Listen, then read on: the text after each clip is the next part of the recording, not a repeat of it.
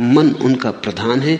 यदि कोई प्रसन्न मन से बोलता है या कर्म करता है तो सुख उसका अनुसरण करता है, वैसे ही जैसे कभी साथ ना छोड़ने वाली छाया। अगर तुम दुखी हो तो अपने को कारण जानना, अगर सुखी हो तो अपने को कारण जानना। अपने से बाहर कारण को मत ले जाना, वही धोखा है। इसको ही मैं धार्मिक क्रांति कहता हूं। जिस व्यक्ति ने अपने जीवन के सारे कारणों को अपने भीतर देख लिया, वो व्यक्ति धार्मिक हो गया, क्योंकि अब उसके हाथ में है बात। अब दुखी होना हो तो तुम जानते हो कौन से बीज बोने, सुखी होना हो तो जानते हो कौन से बीज बोने। अब कोई मजबूरी न रही। फिर अगर दुख में ही मजा लेना हो तो मजे से बीज बो, कोई बाधा नहीं डाल सकता है। लेकिन एक बात फिर तुम न कर सकोगे कि दुख के तो बीज बो और रोना भी रो कि मैं दुखी क्यों। अपने ही हाथ से जहर पियो और फिर रो कि मैं मर क्यों रहा हूं। मरना हो मजे से जहर पियो, जीना हो मत पियो। तुम्हारे हाथ है, तुम्हारी प्याली है, तुम्हारा जहर है, और तुम्ही को जीना या मरना है।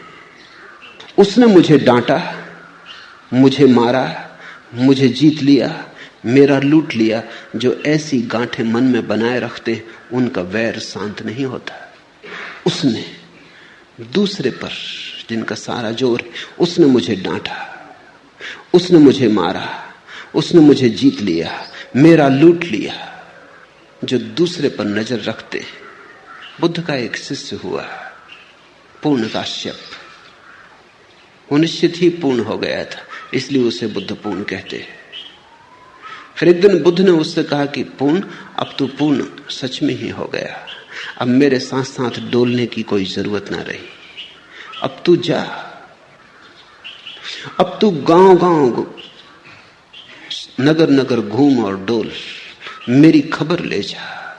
मेरे पास तूने जो पाया है उसे लुटा। पूर्ण ने कहा, भगवान किस दिशा में जाऊं?